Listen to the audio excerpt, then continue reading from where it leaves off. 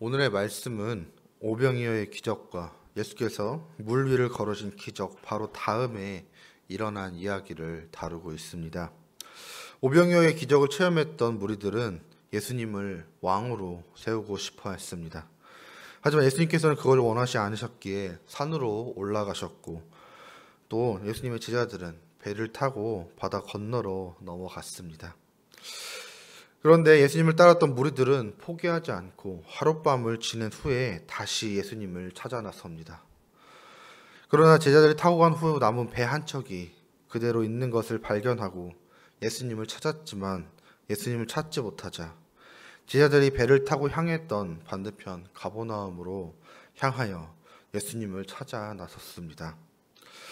그곳에서 예수님을 발견하게 되고 무리가 예수님께 묻습니다. 본문 25절에 바다 건너편에서 만난 랍비여 언제 여기 오셨나이까 하니 라고 물었습니다. 예수님께서는 이 물음에 대답하지 않으셨습니다. 가뜩이나 예수님을 왕으로 삼겠다고 난리를 치던 사람들이었기에 물 위를 걸었다 말한다면 그들이 더욱 왕으로 세우려고 할 것이니 그들이 묻는 대답을 회피하셨던 것입니다. 예수님께서 표적을 보이시는 그 이유가 하나님의 아들이심을 드러내기 위함이고 또한 하나님의 사랑을 깨닫기 위함으로 만들기 위해서 그랬던 것입니다. 그러나 이 무리들의 생각은 이런 예수님의 생각과는 달랐습니다. 이 오병이어의 기적을 통하여서 그들은 하나님의 뜻과 사랑을 발견하기보다는 이 예수님을 정치적인 왕으로 삼고 어떻게 하면 예수님의 능력을 통하여서 우리가 잘 살 수 있을까? 우리의 나라가 더 강해질 수 있을까? 라는 생각으로 가득했습니다.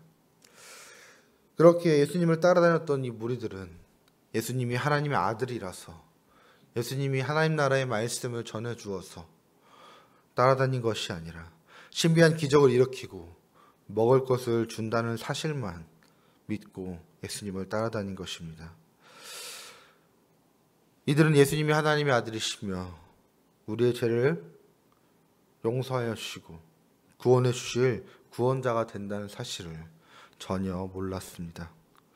주님이 베풀어 주신 기적들을 경험하는 것은 너무나 감사하고 놀라운 일이지만 그 기적이 목적이 되어서는 안 되는 것입니다. 예수님을 따랐던 이 무리들의 불순한 속마음을 잘 알고 계셨던 주님은 그들에게 영원한 양식을 위해 일하라고 충고하셨습니다.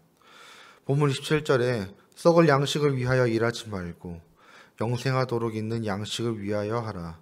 이 양식을 인자가 너에게 주리니 인자는 아버지 하나님께서 인치시는 자니라 라고 하였습니다. 오병이어의 기적을 통하여 나누어 주었던 기적도 역시 그저 썩을 양식에 불과했습니다. 예수님께서 진짜로 주고 싶었던 것은 영원한 생명의 양식이었습니다.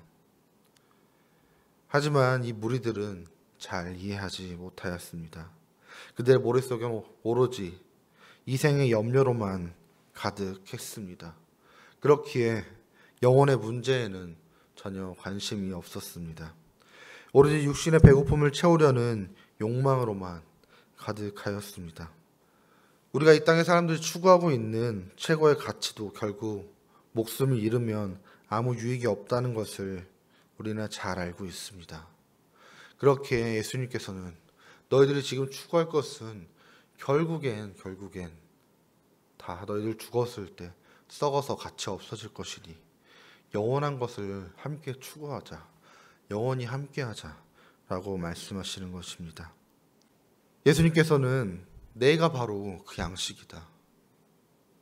내가 그것을 나누어 줄 수 있다 라고 지금 무리들에게 사랑하는 마음으로 비록 자신을 오해하고 곡해하고 자신의 욕망을 위해서 이용하려는 자들이지만 사랑의 마음으로 말씀하고 계시는 것입니다.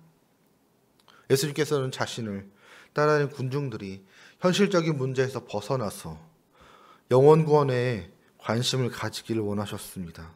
영혼을 배불리며 영혼을 구원하는 또 영혼들에게 영원한 생명을 공급하시는 것을 깊이 깨닫길 원하셨습니다. 그리고 그러한 예수님을 참된 구세주로 여기고 의지하기를 원하셨습니다. 하지만 우리는 예수님의 말씀에도 전혀 이해하지 못했습니다. 그렇게 본문 28절에 그들이 묻되 우리가 어떻게 하여야 하나님의 일을 하오리이까? 라고 묻습니다. 예수께서 대답하여 이르시되 하나님께서 보내신 이를 믿는 것이 하나님의 일이니라 라고 말씀하십니다. 너네들이 썩을 양식을 위하여 쫓아다니지 말고 영생의 양식이 있으신 이 예수님을 믿는 것이 하나님의 일이라는 것을 말씀하시는 것입니다.